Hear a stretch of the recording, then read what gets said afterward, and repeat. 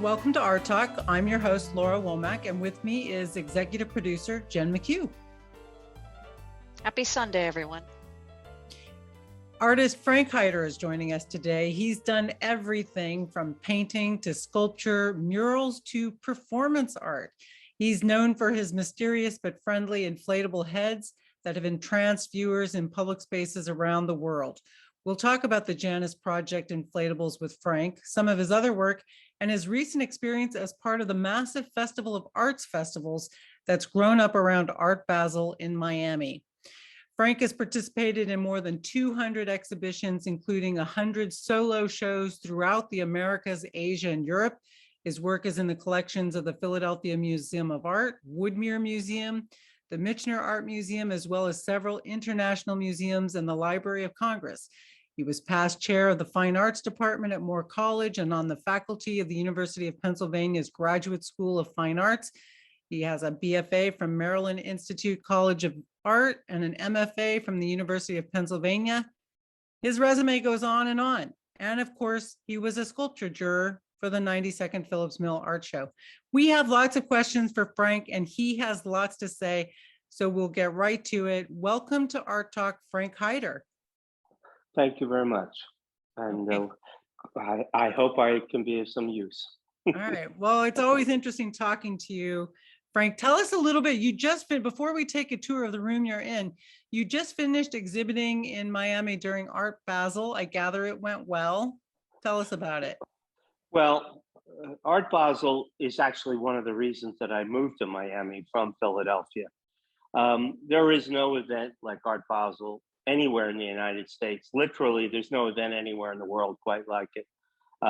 During the first week of December, every year for the past almost 18 years, what has occurred is 20 unique art fairs simultaneously happen in the city of Miami. We see somewhere in the area of 100,000 people who come to the city just to look at art. But if you're in the arts from any place in the world, the most important people are here for that week. So the museum curators, everybody is down from New York, most of the major galleries from England, from France, from Italy, from Germany, everybody's here in Miami. It's like a giant convention where the only topic is what you saw today and how it affected you.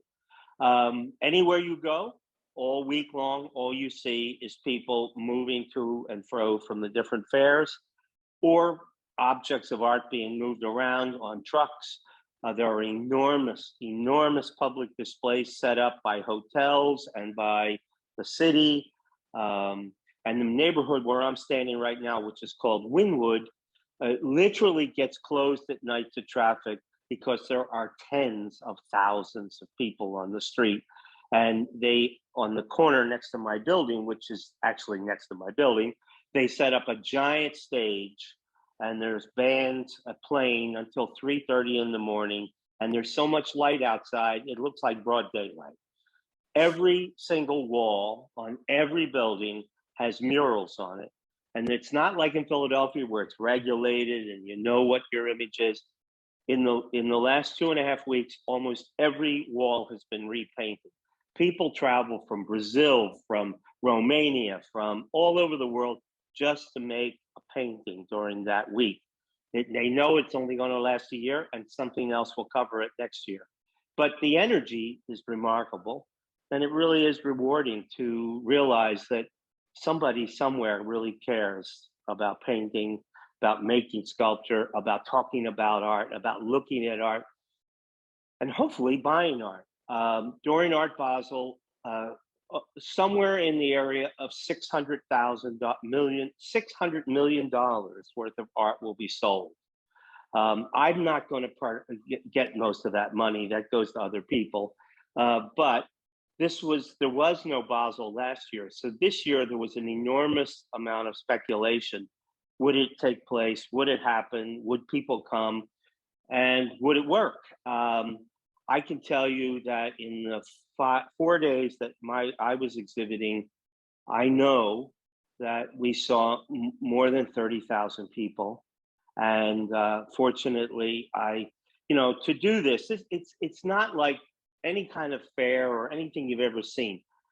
These are elaborate setups. There are immense tents that are built all over the city. The convention center, which is quite large, is completely dedicated to Art Basel. 250 galleries, mostly European galleries, are at Art Basel. The entire parking lot of the convention center is covered by enormous tents. I've never seen tents like this in Philadelphia, so I don't know, maybe they've had them, but I've never seen them, in which another 150 design centers and other things set up. To rent a space in Art Basel, to rent a space that's say 30 by 30 feet would cost you somewhere in the area of $80,000 for 4 days. And Good. you have to decorate, you have to install the work, you have to, everything you have to handle, but that's a rental cost. The fair that I was in, the space that we rented was $30,000. So I have to hope to get that money back, but it's all a gamble. And so I did a 2-person installation with a British artist who lives in New York, in Brooklyn. And for both of us, it worked out well. But, if you're playing that way, you play to win, period. Right. So, Frank, so that's great. I neglected to invite our audience to ask questions because I think it's such a great opportunity for people to ask what it's like to be in Art Basel. Also you have a tremendous experience in our area in Philadelphia. So people, if you would like to ask a question of Frank Hyder, please join us in the Q&A. And now I see, Frank, that you have switched your camera around and we were starting to get a tour. This is your presentation room and you've brought the works back from Art Basel. Okay, let's have a tour, please. Yeah, and what I'm showing you a sense of the different kinds of works that I make. I am not very single-minded. I do kind of what I want to do. Things that I put a lot of energy in. These are bronze pieces that have evolved from my Janis installations. I did a show at the museum in Bucks County at the Michener Museum with the Janis watercolors and bronze, a few bronzes and a few fiberglass sculptures. The work has progressed quite a bit. And since that time, I have made bronzes up to 6 feet tall. And I've begun these more complex pieces, which are multi-parted narratives. This fiberglass piece that I'm showing now is 6 feet tall. That is a double-faced piece like this has been purchased by the city of Boynton Beach in the last month, which sits in front of their city hall. And so it's prominently displayed. Right. Does the one in City Hall, does it change color like that? Yeah, they change color. And the one at City Hall is painted in 3 colors on both sides. And it has a dual system of lighting. One is a solar system, so it's a passive system. And the other is electrically driven. So they choose how they want to use it. But I gave them both those options. And I tested it. So that I made sure that both systems worked correctly. They were clever in the sense that they rented the piece from me for a year because they wanted to be sure that the fiberglass would hold up in the terrific sun that we have here. Okay. I have a regular ongoing dialogue with the Golden Acrylic Paint Company in New York State, and they have a testing laboratory, which is the best testing laboratory for paint in the United States. And they've told me that an archival preparation in a normal situation is 120 years in lifespan. In Florida, it's 6 months. Oh, wow, that's a big difference. We have a question which I want to get right to. Yes. I like to keep the questions rolling, but first, before we do that, I just want to see your obelisk with the koi and the and the lotus on it seems to be Yeah. reacting to the light from your Janis head. Well, they all have a remote little computerized device. I can program it to change color or to react. They can be sound sensitive, so that if you get close to them, they change color.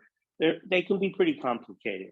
The obelisk is a piece that I make in lucite, and then it is covered with a very polyurethane protective resin. I've installed 3 years ago. I installed one of these next to somebody's pool in Vero Beach, and it has survived a hurricane. They have a special bolt to the ground system, and you have special. In Philadelphia with mural arts, you got to worry about the cold. Here, you have to worry about the hurricanes, and you have to worry about the sun. And if you paint your house with regular house paint here, you're painting your house with a regular base. You have nothing like this up north. It just has to be marine-based paint. So, anyway. Well, that's pretty spectacular. So, Frank, we're going to go to Jen, and we're going to work through the questions as they come in. Okay, so, people, please do put your questions in Q&A in the Q&A. I think it's a great opportunity. Jen, what is our first question up? So we have a question from Anonymous, but they wanted to know, what kinds of pieces did you sell at Art Basel this year? And who were the buyers? Were they individuals or galleries or museums or other institutions? It's actually a great question. I sold 3 paintings, the type of paintings that you'll see in a few minutes when I step into my painting studio. And I sold 3 bronzes. One of my customers, you saw in one of the photographs that I think you might have used for promotion, who is a TV star from the Bravo network in LA. Another bronze went to someone in Dallas, Texas. And I received a commission for a new size bronze from someone who just moved from Seattle to Vero Beach for their home. The one painting I sold went to someone from Switzerland. The other painting I sold went to someone from Costa Rica, who is a hotel developer. And then the other painting went to someone in Massachusetts, in Boston. I also sold an inflatable, which is going to a faculty member at Harvard. And I sold a small painting to someone in Palm Beach. And let me think now. So it's quite a variety of people. Do you know what the Harvard professor is going to do with the inflatable? They tell me they have a house on Cape Cod, and they want to take it to their house on Cape Cod for beach fun in the summertime. So they have bought other things from me in the past. They have paintings in their houses. So one of the things about the events at Art Basel is the client base literally comes from all over the world.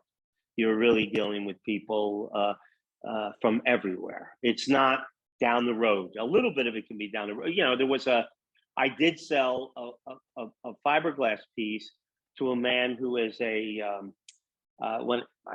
he's a fireman in Coral Gables, Florida, but he came to my studio to pick up the fiberglass piece, and he proudly showed me he's been buying art for years. His house is filled with it. His yard is filled with sculpture, and he just loves collecting art. So I can't say it's all high-end big people, but I get to go to some very nice homes and deliver things. I get to wrap and pack things and ship them. So you need to have a variety of skills. I hope I answered that question okay. No, that's great. Frank, we are going to ask you to go into your next room. We've got slides of a lot of your work. So sure. I know you wanted to share the next place. Now you see how this is outside of my studio. So I'm just going to walk past. These are all collage pieces made with paper that I have fused into lucite heated forms. We shape the forms in an oven, and these are all working with LED digital lighting. So I've been fooling around with light for a number of years, and then these two larger pieces here, these are survivors from my when I first came back from my senior Fulbright residency in South America. And I did an installation in Art Miami with these, and in the gallery in Chelsea in New York City in the year 2001. So now I'm going to open my painting room, and this is where I spend all of my time. This looks fabulous, Frank. Slow down a little bit because it's I'm going a little fast, right? Yeah, there we go. All there right, we so go. now Nice. I have 8-foot square windows. My ceiling is 12.5 feet high, and I cover the walls with plywood. So anywhere I drive a nail or not put a staple, it sticks. All right. Everything you see on that wall, I have painted in the last year, and I'm walking like this. I was working on this painting yesterday, and this one is not quite finished. And this painting that I'm closing in on here is I'm sending to a neurosurgeon in Cape May, New Jersey.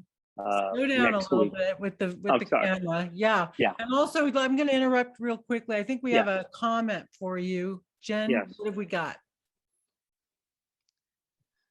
Yes, Marcia Levine said, not a question, but a resounding endorsement from a personal patron and fan and vice chair of Boynton Beach's Public Arts Commission.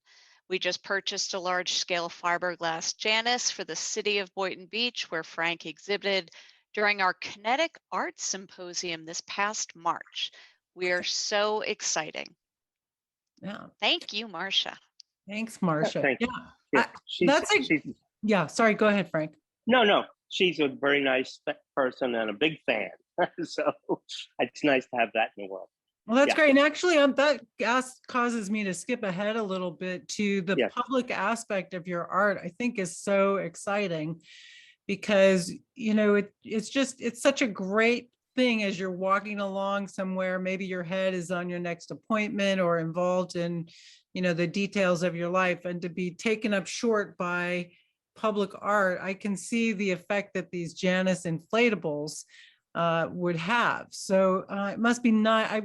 Do you have a particular interest in public art, Frank? You got to slow down a little bit. You're going to make. I'm sorry. Yeah. So do I have an interest art. in public art? Yeah. I guess I do. I didn't start out that way. My interest from the earliest memory I have was going to the Philadelphia Museum and seeing the Rubens. My favorite painting was the Rubens Prometheus painting. And as a child, 4 or 5-year-old child, that painting could keep me active all day long. But it formed in my mental eye what I think a work of art ought to be. And that was big, aggressive, and vivid, okay? I went to art school, and I wasn't trained. When I went to art school, it wasn't like it is today. I wasn't trained to make something. I was around the most supremely creative people I had ever seen, all right? And we were encouraged to discover what we did well and do it. So Frank, I'm going to interrupt you again. I think I'm going to just interrupt you all night, which I apologize for. That doesn't matter. Marcia and I would both like it if, while you're talking, can you flip your camera around so we can see you? Okay. Yeah, yes. And then we will, and hold it a little bit higher. There we go. I don't know if you can find a nice place to rest your phone, and it's great to see your studio. We'll let Jen, I know you've got a lot of energies, but maybe you can sit down and rest, and we'll go to Jen's slideshow, if that's all right with you. Yeah, sure. And I'll increase the lighting in the room while I'm at it too.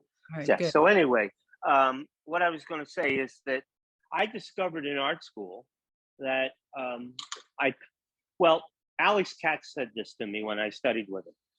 He said, "You're really good at very small scale paintings, and you're really good at great big paintings." And he said, "You're not so good with middle-sized paintings. Middle-sized paintings is what people mostly buy."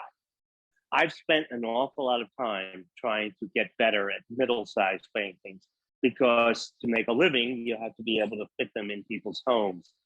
I have a warehouse building which has 1,600 square feet, in which there's 1,000 paintings, of which many are as big as 8 by 20 feet. So I realized I was painting for public consumption almost from the beginning. When I got involved with public art, really for the first time, it was working with Jane Golden in Philadelphia and doing murals. And she discovered that I could handle it and work freestyle on a great big wall. I can just see it in my head. I don't have to, I can just feel my way along. I've done big projects, public pieces in California, outside of Los Angeles. I did a public piece there, and then a local museum called the Carnegie Museum in outside of LA saw my public piece and invited me to have a solo show, and I got a nice review in the LA Times for both works when that happened. I did a big public piece in Caracas, Venezuela, a mosaic which was 40 feet by 15 feet in a public park. I'd never made a mosaic before. It was my first one.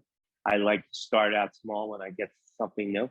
And I've done a lot of murals. I've made a lot of, and then through murals, as I said, I got kind of interested in public work. I came to Miami and I met some Cuban artists. And street art is huge here. I mean, it's gigantic. We have the right climate for it, but there's a lot of street art. And I met these people that were interested in inflatable sculptures, and they told me they wanted to know if I wanted to be part of a show that they were organizing. And I, not knowing anything about inflatables, my first answer was, of course. And so my first inflatable was 30 feet tall.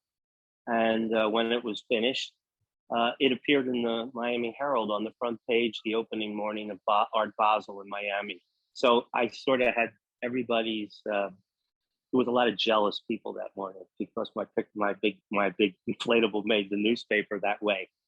But that got me hooked. And yes. Yeah. Do you have a place you can set your phone down? Yeah, I you guess can look at. And then I was going to say, were the first inflatables, were they? Does that work?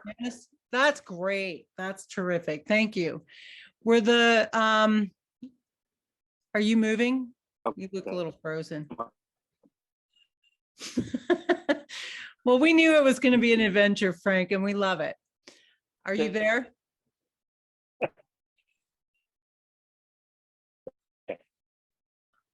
Right here. Okay, good. You're not getting me? The image is frozen. Did it freeze up? It did. It froze up. I'm good. How about now? Is it moving better? I'm moving closer to the system. Let me tell you something about Miami. This is the end of all the. Am I moving or am I frozen? You're frozen, but your words are fluid again, so that's good. Okay. Well, Wi-Fi here is not what it. We lost Frank, so we're going to get Frank back. Everybody stay with us. We really appreciate your patience with this. And we love Frank, so we'll work on that. Jen, do you want me to do something or? Oh, here he comes. Here we go. There he is. Frank, we just need your audio on. But other than that, you're good. Wi-Fi isn't what it ought to be here. So anyway, And for anybody who doesn't understand what I mean by that, if you go to Asia, I was in China, and their Wi-Fi works so much better than the junk that we have in the United States. But I know they're supposed to be very backward over there, but let's leave that aside. Anyway. So Frank, I want to look at some of your pictures, but we do have a You were asking me a question. Yeah, we have a question in the Q&A. We have an audience question. So Jen will help us with that. And then I'd like to go to some of your slides. Okay, Frank, someone wants to buy. Anonymous asked, where can one buy one of your smaller paintings? All that will fit in my home at this point. Where can one buy one? Yep. If you look on my website, I have a lot of images. My website's not like a store, but if you find something you kind of like, and you take a screenshot of it, you can email Projects Gallery, which is was my Philadelphia gallery, or you can email me directly, and I'm sure you guys can give you that. It's on my website, my email. I will, if I have something that looks like what you're interested in, I'll be only too happy to help you. And you're buying it directly from me, so you're not going to be, it won't be like you're buying it from a gallery in Singapore or in London or anything like that. So I do make small paintings. And one of the reasons that I make small paintings is because another thing I do is for the last 10 years, I've been an artist in residence on Oceanic Cruise Line. And they buy my paintings. I'm on every ship they own. And every time they build a ship, they commission some new work. And the CEO of the company asked me to join them. They have 2 ships, which have studios almost as big as my studio here, where they put me on the ship and I can just paint, and I can give some workshops and people can come in and buy paintings. Problem was, I didn't have any little paintings. So I spent 2.5 months learning how to make small paintings. So now I have lots of small paintings. Great. And Jen put your website on there, frankhyder.com. Right. So that's on there. Right. All right. So let's take a look at the slideshow. Let's see some of those Janis inflatables, if you will, Jen. And Frank, where did the inflatable idea came from outside? You already told us. Why Janis? Tell us about this project. Well, when I first got involved with inflatables, I knew immediately that it was a medium that was perfect for me. So the very first inflatable I made, which got some nice response, I took it to South America, and I drove through the Andes Mountains, going from village to village, setting up a 30-foot inflatable. The entire town would come around me. We'd get a big photograph. I'd talk to people about art in the United States, and then I'd move on to another town. And I realized the ability of stepping outside of the gallery and stepping outside of the box was amazing. And that has, my work, I started out as a realist painter, and I evolved into an expressionist painter, but I always had this idea of public interaction. I once had a show in New York where every single painting, you had to do something to the painting to see the whole image.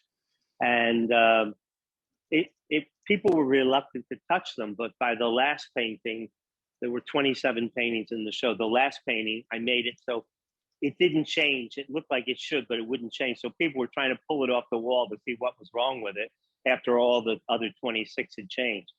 So anyway, when I started making inflatables, I realized that it was a way of reaching people who would not necessarily go to galleries or museums. And that was something also that Jane Golden's mission was all about, which was sympathetic to me. So anyway, I made inflatables which had windows in them so you could look inside, and I made paintings on the inside of the inflatables. I did a lot of things that are not common. Yes, you had a question. Why the heads, Frank? Okay, well, you see that image you're looking at right now? That is in the Plaza Bolivar in Colombia, in Cartagena, Colombia. Now, why the head? Well, the head, I had made, if you notice the shape of the head, it looks like a big egg. I had made a part of a project in New York City with Fabergé. I was one of 250 artists who they commissioned to make big eggs, and they had Fabergé's big egg hunt in New York. I made the egg. My egg was reproduced in the Sunday New York Times, was shown at Saatchi for a month, and then was exhibited at the Yacht Club in Central Park, and then sold at Sotheby's. I realized eggs was a form that was very pleasing. So I had the egg on my mind. That image that you're looking at was in Manzanita, Mexico. And that giant sculpture in the background, it was irresistible to put my piece in front of it. I thought the drama between the two was unbelievable. Anyway, I did a residency in French Polynesia. While I was there, a lot of people from cruise ships would stop in and talk to me. And people started talking to me about the race problem that we had in the United States. This was before the Trump era. This was after Obama had been elected. I didn't understand it, but I was disturbed by it. So when I left Polynesia, I actually took a boat across the Pacific. It took 6 days to sail back. And on that trip, I stopped on Easter Island, and I spent 2 days on Easter Island. While on Easter Island, I came up with the idea to make a big inflatable head. When I got back to Miami, I began designing the big head. And when I did that, I realized I wanted to put a face on each side. When I put a face on each side, I realized I didn't want them to be the same color. So I intentionally divided it down the middle, put a black face on one side and a kind of a tan face on the other side. And I said, there is no race. There's only the human race. It's a big egg. No matter what color you are, you come from the same place. So that was my starting point. And then I made one. I thought I was done with it. I got invited by Alan Edmonds immediately to bring it to Philadelphia to put it in front of Brandywine Workshop on Broad Street, which I did. And I was invited by Frank Del Rio to take it on the ships. So I left Philadelphia and went to Istanbul, Turkey. And I spent 90 days in Europe, going from place to place all over Europe, did 88 setups with my inflatable in Europe. And I realized I needed more inflatables. So what you're seeing on the screen there is in New York City at Union Square. That is Janis #1. And then to that smaller Janis, that's a 6-foot version. And anyway, the Janis standing in my studio that I was working on today is Janis #26. So there are 26. It ranged from 4.5 feet to 11 feet. And every image is different. There are no two are the same. They're just numbered. And I have been on every continent with the exception of Antarctica and Australia. I've been to the edge to New Zealand, but I have not been to Australia. And I have set them up in Africa, in Europe, in China, everywhere. Frank? Yes. So why the Janis Project? I know there's a thing with the spelling. Tell us why Okay. Janis. Okay, well, the Romans had a god whose name was Janus, but it was spelled with a U. And I did not want my piece to have a gender. So I removed the gender by taking the U out. I put an I. Janus could be a man or a woman. Actually, Janus in Greek is John, okay? So it could be either way. I like that ambiguity. Number two, my figure is neither male nor female. And I wanted to make a statement that it was about humanity. And in all the noise from 2016 to 2020, and that's everything that got attention was noisy. My pieces were simple. I'd set them up on the street. People come around. We'd ask, why was I doing that? And the next thing I know, people were smiling and enjoying what I was doing, taking pictures and sharing their pictures, posting them, etc. So it was kind of a solitary, quiet, global protest. I was simply saying, this is all wrong. We have to come together as opposed to being torn apart. And that was my point. I also understood intuitively, you had so many really good ideas in your lifetime. I've had a couple, and that was one of my really good ideas. And so I just documented. I have thousands of photographs there of these Janices all over the world. And then from that, I began making works that are connected to it. So I created my own image, then I created my own imagery from it, and I created my own mythology to it. So in other words, it's a story in itself. You could make a children's book out of it. You could make a movie out of it. But I did all of the historic things of taking it, setting up in all these places. And now I'm producing bronzes, I'm producing fiberglass pieces, etc.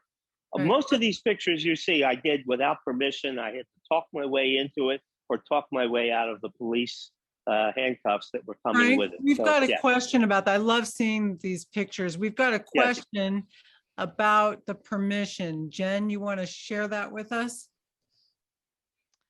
Yes, Jim Feld wants to know, do you have any difficulty getting permission to place the inflatables by the cities? Oh, absolutely.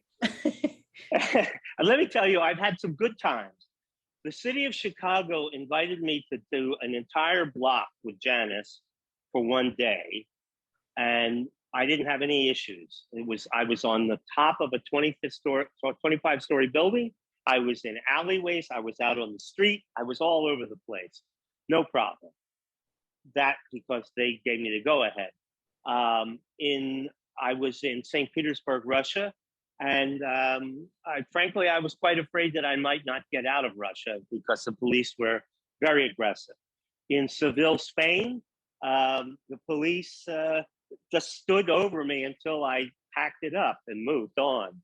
At the National Constitution Center in Philadelphia, I took a graduate student from the University of from the Pennsylvania Academy along with me. I said, now I'm going to show you how this works. I'm going to set this up, and in a few minutes, we're going to be swarmed by police, which is exactly what happened. I explained what I was doing, and the head of the director of the museum said, go ahead and do it. Meanwhile, the National Park Guards were saying, their walkie-talkies were squawking, he can't do it, get him out of there.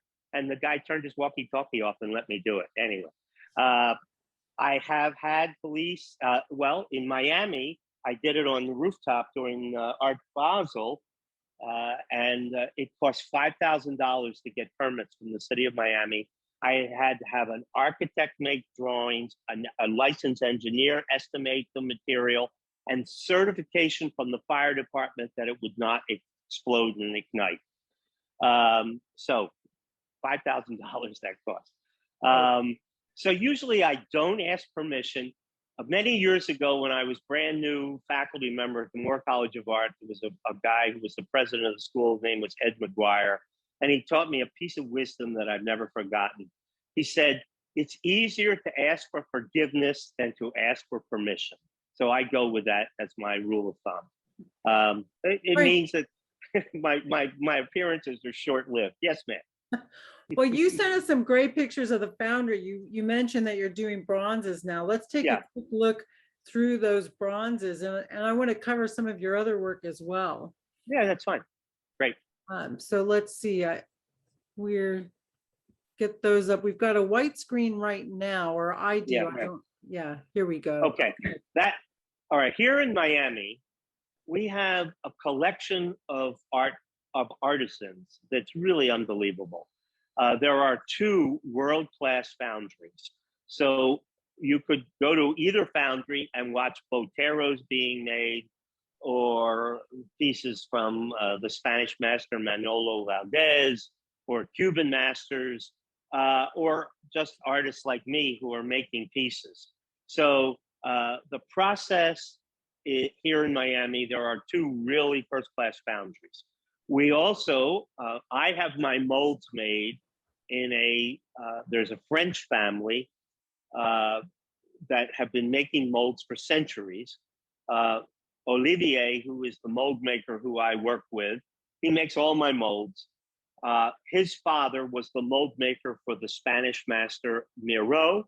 His grandfather was the mold maker for Rodin. So all those pieces on the Parkway in Philadelphia, his father made the molds for those bronze castings, okay? And his great-grandfather made all the molds for the Statue of Liberty. So the tradition of mold making goes back to I think, a pretty luminary past. So anyway, these guys make my molds. Then I take them to the foundry where we cast them in wax. Then they're covered in a kind of plaster or cement mixture, a silicone mister. And what you're seeing in that image is the molten bronze being, that glowing object is normally black. And that's about 2,000 degrees. And those men, the heat is unbelievable. Those men are wearing heat suits, and they're going to pour the bronze into, see that trough in the foreground.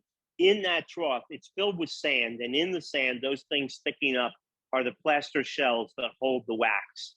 The bronze goes in, the wax melts out and oozes out into the sand below, and when it cools down, the bronze is the plaster is broken off, and the bronze is liberated. Then a lot more has to get done to it. It's pretty exciting. It's pretty cool. And then we've got pictures of a big bronze of your Janis sculpture. Right. Which is pretty great. There we go. Right. Yeah. See, that bronze is 6'10". Okay. In order to make it, we made a single wax cast that big and then cut it into smaller sections. So each piece got cast separately, and then it gets reassembled like a jigsaw puzzle. And you see me there putting a piece into the forehead. So after it's all done, it's all reassembled and all welded back together, it gets polished and finished. And that, you see both sides. This took 2 months to make. It was the biggest sculpture I've ever made, and it was a real challenge. So where is that going, Frank? Well, it's actually on a patio. It weighs about 550 pounds. And we had to get, it's on the 25th floor of a building on North Miami Beach. When that building collapsed a couple of months ago, my first thought was, oh no, I'm going to turn on the television and see a building on the ground with a big bronze sculpture laying on the beach. Maybe my piece was responsible, but fortunately it wasn't my piece that brought it down. But anyway, it's on the roof, it's on a balcony of a building. The people who bought it were our art collectors, and I was delighted to have the chance to make it. And sure.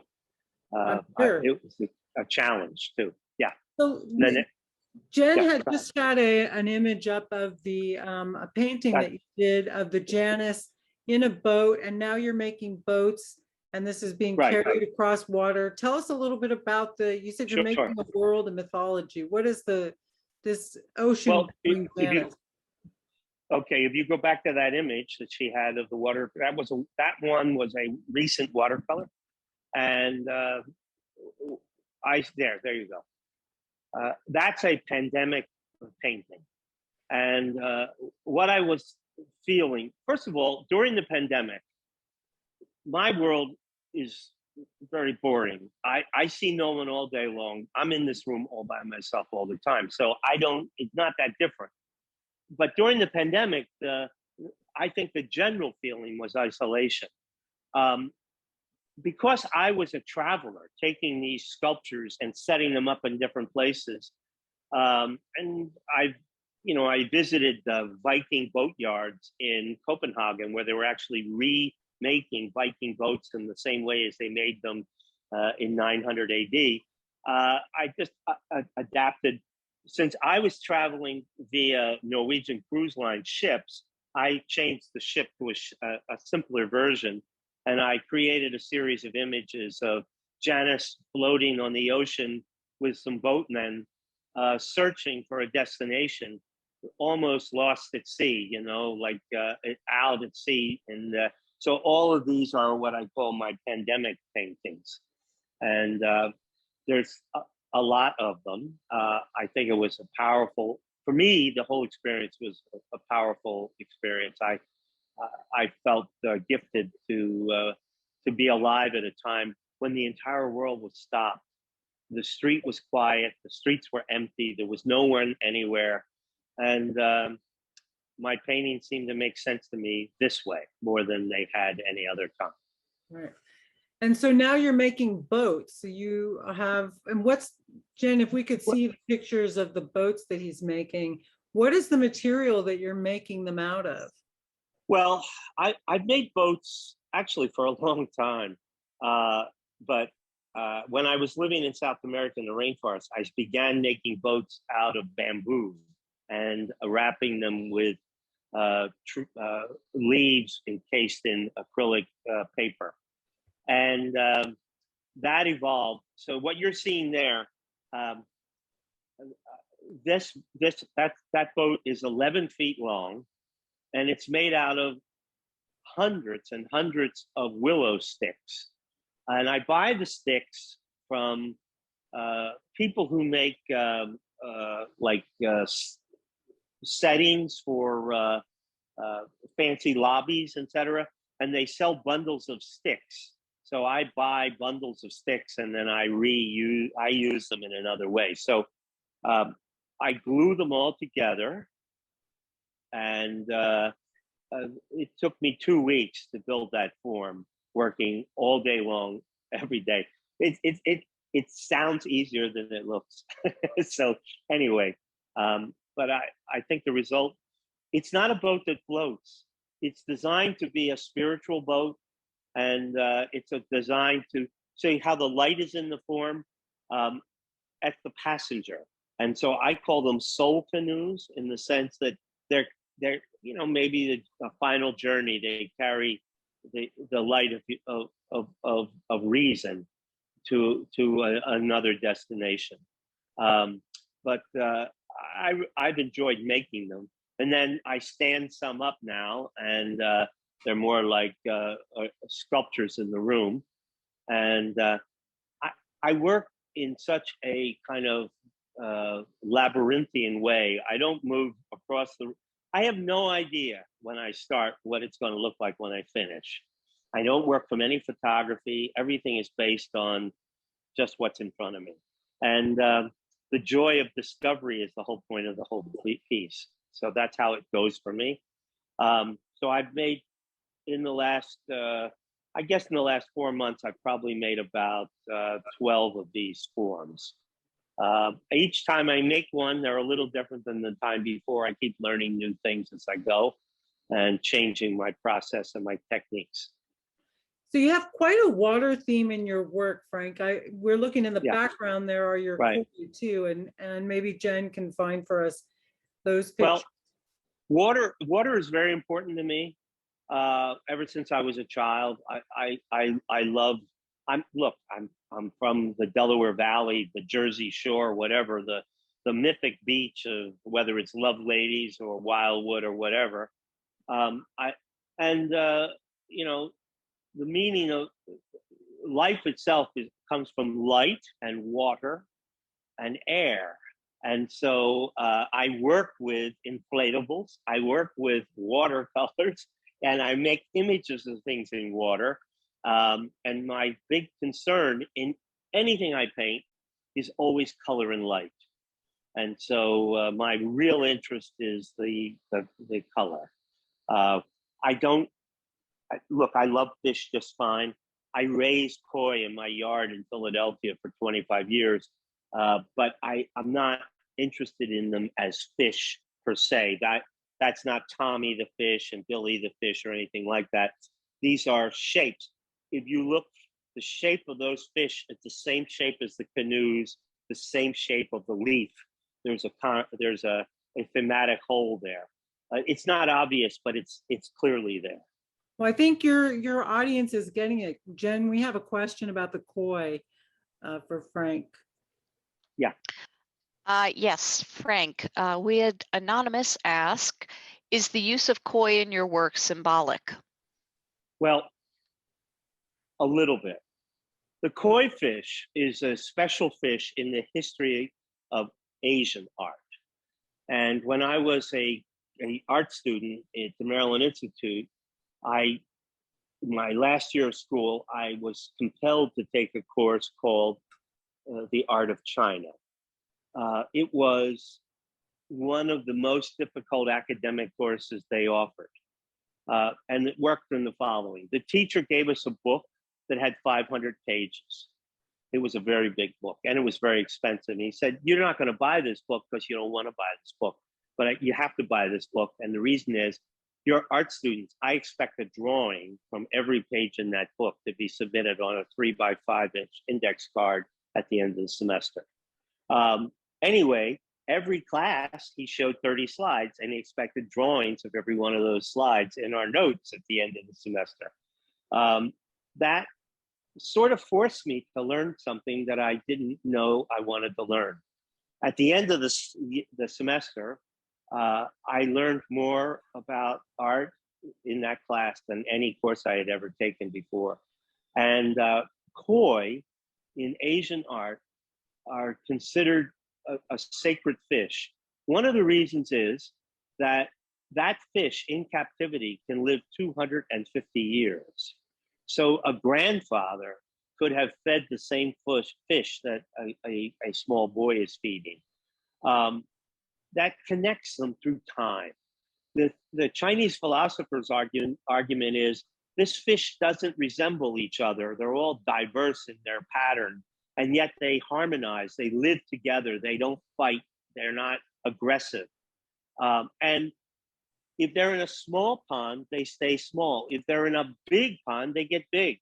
And the philosopher says the fish pays attention to its environment better than we do. We just get one size regardless. And so the Chinese philosopher says, if you study those fish, you'll live a better life. I don't know if it's true, but I know that it's been interesting to think along those lines.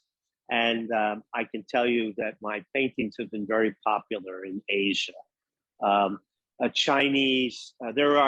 no such thing as a Chinese bank that would not have a painting of koi painting in the room, because the image of a koi means good fortune coming in. And so I'm not going to buck people's superstitions.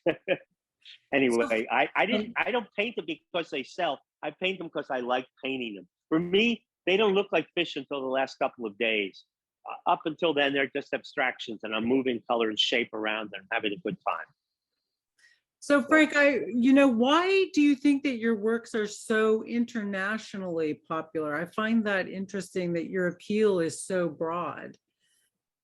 Well, it's partly because the things that influenced me the most were internationally based. I adored Rubens. I adored Italian art. I'm crazy about pre-Columbian art. The sources are not connected to a tradition from one place or another. They're really connected to global ideas. Most people don't know that Gauguin was actually, even though he was born in France, he didn't learn to speak French until he was 16 because he was raised in Peru. And what his contribution to French art was that he began to integrate ideas that came from pre-Columbian sculpture and art into his work. And his time in Polynesia was just a continuation of that tradition of what we used to call ethnological influences.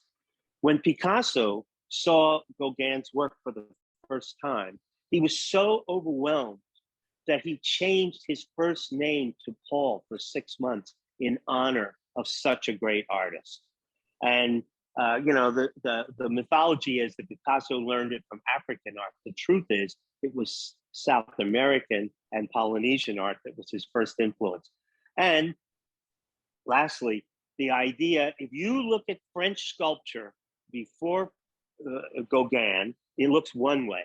After Gauguin, you get people like Henry Moore, that suddenly their work looks awful much like an Aztec sculpture of a reclining figure on a temple. So there's a real connection. So, I grew up in a small town, and by the time I was 18, I had never been more than 2 hours away from my home. But I've made up for that. I've spent my life traveling, wandering, looking, investigating, and so I think it's had an international appeal because I wanted it to. That was something that was important to me.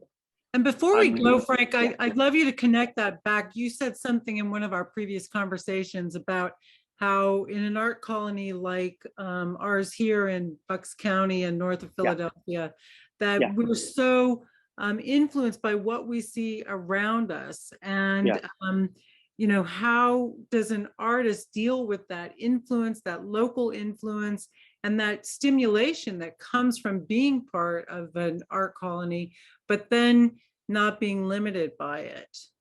Well, I think that goes, I'm going to tie it to two things I just mentioned. One is that the Chinese philosophers' notion that you can influence your own behavior. In other words, it's not programmed into you. A certain amount of genetics were given, but you can influence the outcome of that genetics. And by intentionally trying to pay attention to certain signals. I think if you think about it, when you went to school as a little kid, you suddenly, for the first time, perhaps, were noticing other little kids, and you had to decide: do I want to be like them and fit in, or do I want to be like me and step away from that?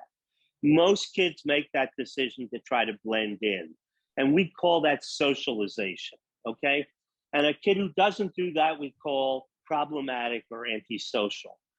But at the same time, when I went to art school, the greatest piece of advice I got from any teacher was that already all you are as an artist is inside of you. You have to bring that out. And you can't get that information from people around you. It has to come out of you. Use the things you see around you to bring out the things that are in you. So, as I said, you know, I grew up in a very small place with a small, there are hundreds of towns like it in Pennsylvania, New Jersey, Delaware, Maryland, just, almost like everybody came from the same boat or something at one point or another. There's a few people who don't fit in, but by and large, it was a community of similarity. And I wanted my children to grow up with a different view of the world. So I intentionally moved into downtown Philadelphia, and we raised our children, sent them to public schools in Philadelphia, which we were told was going to ruin them. It didn't. They grew up and got, they're lawyers and doctors and engineers, etc. But their view of the world is very open-minded. One of my children is married to someone from Korea. One is engaged to someone from Colombia. One is engaged with somebody from Ukraine. So they're already thinking internationally.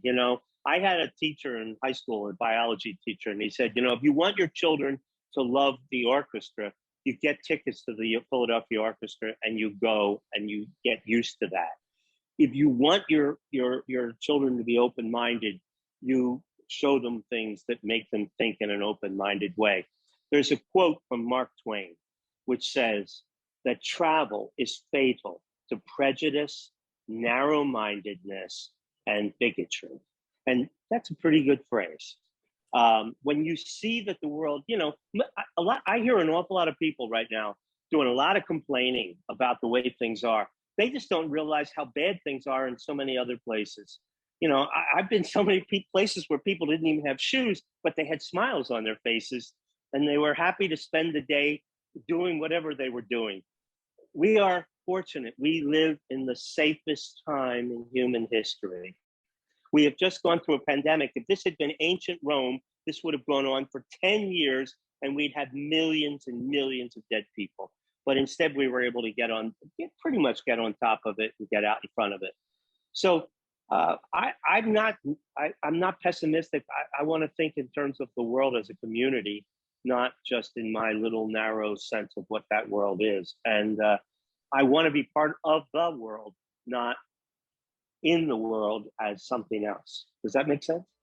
I love it, Frank. Unfortunately, that's all we have time for. I want to see your eyes as I thank you so much for yet another great conversation. I hope we'll continue to have them. Well, I'm here. You can reach me anytime. Okay. That sounds really good.